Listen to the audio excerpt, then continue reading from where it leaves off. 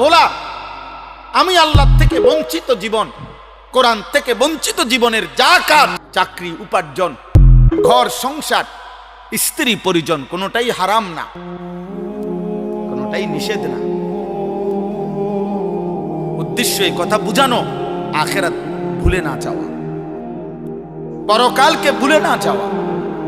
আপনাদের আরেকবার ভাবা উচিত, যুবক কিশোর তোমাদেরও আরেকবার ভাবা উচিত, প্রত্যেকের পর্দার আড়ালের মা যারা, বোন যারা, আপনাদেরও ভাবা উচিত, ভাবা উচিত। যারা এক ওয়াক্ত নামাজ পড়েন না, আপনাদের ভাবা উচিত কাকে সঙ্গী বানাইলেন, জীবনটা কাকে সঙ্গী বানাইয়া চান, কাকে অনুসরণীয় বানাইয়া। হায় মুসলমানের মা বোন, আজকে যারা প্রতিনিয়ত বাজারে মার্কেটে বেপর্দা চলতেছে, হায় রে বোন, কাকে অনুসরণীয় বানাই, কাকে আদর্শ বানাইয়া বেপর্দা চলছো। আজকে যুবক যাদের মাথার চুল থেকে পায়ের নখ পর্যন্ত আপাদমস্তক আল্লাহ রসুলের সুন্নাতের খেলাফ, কাকে আদর্শ বানিয়ে, কাকে মডেল বানাইয়া সামনে আগাচ্ছ, কারে বন্ধু বানাই, কারে বন্ধু বানাই। একটা দাড়িবিহীন মানুষ, দাড়ি যাদের মুখে নাই, এমন একটা লোক বলুক মিয়া যে তার আদর্শকে সে জীবনও বলতে পারবে। পৃথিবীর প্রথম দাড়ি কাটছে কে, সে জানে না। পৃথিবীতে দাড়ি কাটার কোনো উপকারিতা আছে কিনা পৃথিবীর কোনো গবেষণায় প্রমাণিত। অতএব আমাদের প্রত্যেকের এটা ভাবা উচিত, এই প্রতিটা মাহফিলের মাকসাদ আপনাদেরকে আল্লাহর কথা মনে করানো, আখিরাতের কথা মনে করানো, আপনাদের বিবেক জাগানো।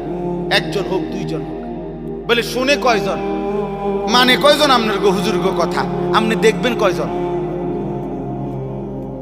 হ্যাঁ, একটা যুবক ছেলে বইল, বেটা আমি তোমারে দেখাবো, আসো আমার লগে চলো। আল্লাহর গোলামি করে কয়জন, রাত্রিবেলা সেজদা করে কয়জন, আল্লাহর জন্য চোখের পানি ফেলে কখন, আল্লাহর দ্বীনের জন্য ভাবে কখন, কলিজার খুন আল্লাহ আল্লাহ রসুলের ভালোবাসায় দেওয়ার জন্য প্রস্তুত কতজন, তোমার কয়জন দেখা দরকার, আসো আমি দেখো। ইনশাআল্লাহ এই জমিন, আসমান ও জমিন যতদিন আছে, রবের গোলাম, আল্লাহকে সেজদাকারী বান্দা, আল্লাহর জন্য জান উৎসর্গকারী বান্দা ছিল, আছে, থাকবেই কিয়ামত। ইনশাআল্লাহ ইনশাআল্লাহ শহীদ শরীফ উসমান হাদি আবার তৈরি হবে, লক্ষ কোটি যুবক তৈরি হবে ইনশাআল্লাহ। ইনশাআল্লাহ 4 বছরের বাচ্চা প্রস্তুতি নিচ্ছে, 10 বছরের বাচ্চা প্রস্তুতি নিচ্ছে, কোলের বাচ্চা মা বাপ নতুন করে স্বপ্ন দেখছে, নাম রাখছে উসমান হাদি, রেডি হচ্ছে আগামী দিনের ঈমান এবং দেশপ্রেমকে পুঁজি করে। এজন্য আমি বললাম আমাদের জীবনের একটা গুরুত্বপূর্ণ অংশ এটা। এই আয়াতটা আমি যেটা পড়ছি কোরআনুল কারীমের 19